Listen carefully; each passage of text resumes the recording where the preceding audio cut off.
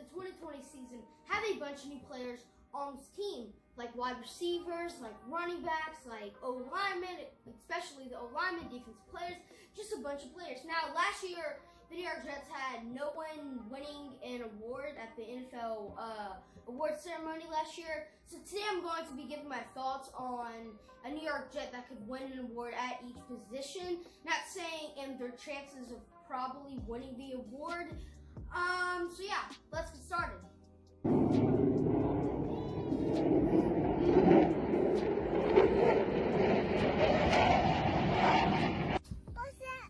Alrighty, so the Defensive Player of the Year award. So last year, Stephon Gilmore, cornerback for the New England Patriots, won this award. Now, who I think on the New York Jets has the best shot of winning this award? So in first place, well, it's not really a third, second. I'm just going first place. I have Quentin Williams. Now, Quentin Williams' rookie season last year in 2019 wasn't very great. Wasn't at all what we expected. But some of the great defensive tackles in the NFL right now have had similar rookie seasons like Quentin Williams, such as Chris Jones, etc. Now, Quentin Williams, I think, is going to have a breakout season. And before you say defensive tackles can't win the Player of the Year, what Aaron Donald basically is in the nomination every single year. Now, I'm not saying Quentin Williams could evolve into the Aaron Donald, but in the draft last year, a bunch of people were saying that Quentin Williams has the potential to be the next Aaron Donald. And with the slow rookie season, I expect him to just come out and just shine this year. Now, I'm not saying Defensive Player of the Year shining, but a little better, maybe even a Pro Bowl nomination. In second place, probably have to give it to Avery Williamson. Now, if CJ Mosley hadn't have opted out, I definitely would have picked him for the award, and Jamal Adams if he never got traded.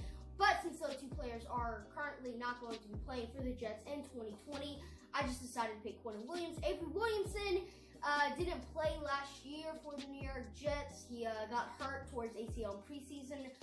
And he was a very good player for the New York Jets back in 2018. But I just think Quentin Williams might be the defensive player with the Jet the most likely chance to win Defensive Player of the Year. Alright, so the AP Offensive Rookie of the Year, presented by Oakley, I think New York Jets wide receiver Denzel Mims is going to be taking home the prize, well, the Jet with the most likely chance to win it. Denzel Mims drafted in the second round, pick 59.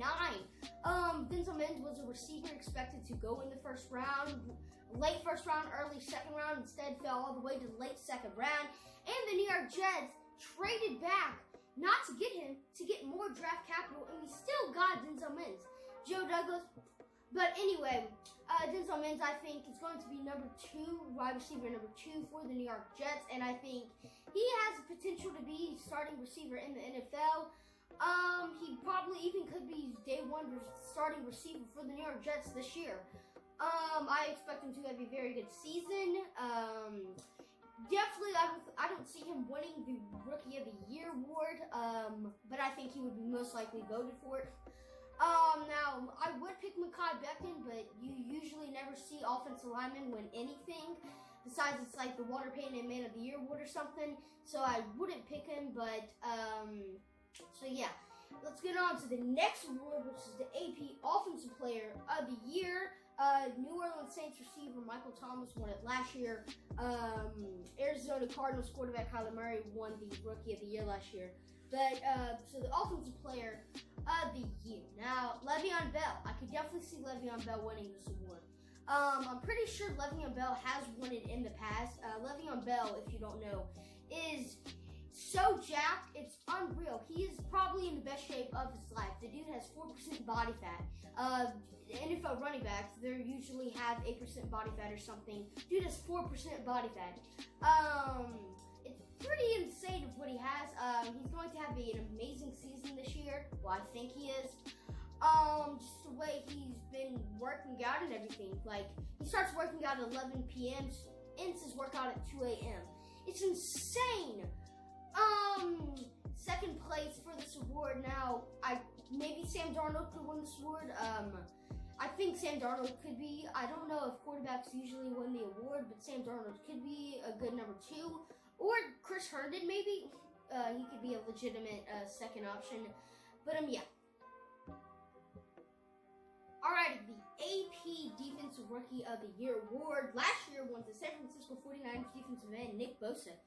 This year, well, I'm not going to say, well, probably someone like, I don't know, Jeff Okuda is going to win it, but for the New York Jets, the person with the highest chance. So the New York Jets didn't draft a defensive player until round 3, so I don't think anyone probably would have enough to win it, but I would say this could be a shocker. Jabari Zuniga, not really a shocker. He is calling himself the steal of the draft. He probably could have been a first-round pick last year if he wouldn't have came back for a senior season in Florida. Came back for a senior season in Florida to improve his draft stock. Actually, didn't improve it at all, and he fell all the way down to late 3rd round. Jabari Zuniga, I think, will be an excellent addition to the New York Jets defense. Most likely will play defensive end. Other than him, I have Bryce Hall. I know he's been placed on the COVID-19 reserve list, but doesn't mean he's going to be out the whole season. I expect him to be back in training camp soon. So yeah, Bryce Hall. But he probably won't even start at cornerback, so I think Zuniga has the best chance of winning the Defensive Rookie of the Year award for the Jets. Alrighty, so the AP Comeback Player of the Year, presented by Pastoral Edge. So Tennessee Titans quarterback Ryan Tannehill won it last year. Now this might come as a shocker. Now, whenever you think of the award, you probably are like Avery Williamson.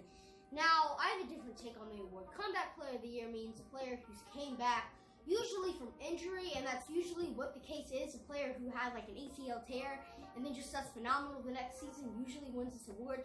But I'm going to give the award to Le'Veon Bell. Le'Veon Bell, I think, is going to have a comeback season. Last year in 2019, that was his worst statistical performance ever. He had 700-something yards.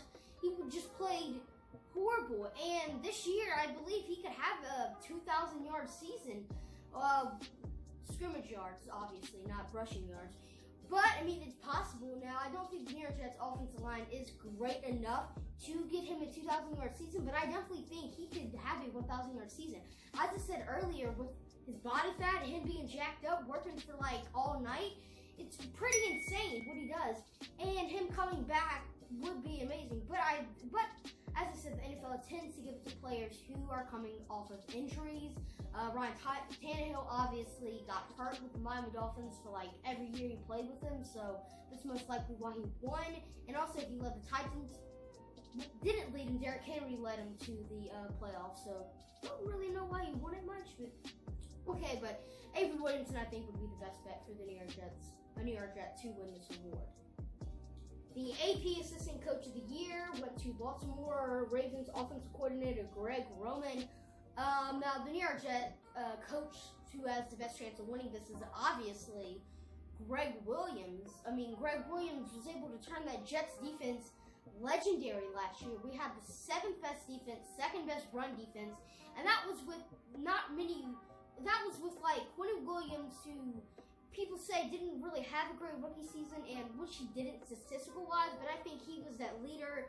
Oh, no, Stephen Clinton, hands down, was the leader of that New York Jets defensive line. That line was legendary. And I believe the cornerback room now, a bunch of people say it's not going to be good. ESPN ranked it as the 32nd, meaning the worst cornerback room in the NFL. I believe he could turn it into a top 20 cornerback room. He could turn anything on the New York Jets into a top 20.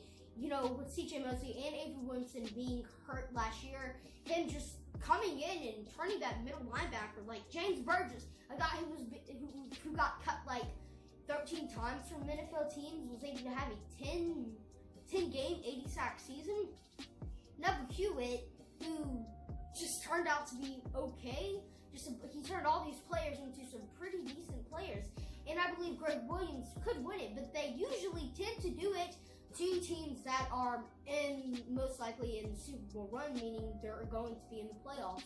So yeah, not saying the New York Jets couldn't make it to the playoffs, but I believe they are going to be making it into a team who has a chance of making it to the Super Bowl.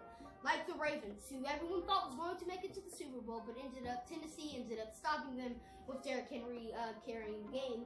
Now, I believe the New York Jets could maybe have a chance to make it to the 7th spot in the playoffs, maybe the 6th, but I just don't see them being that team that could win an award.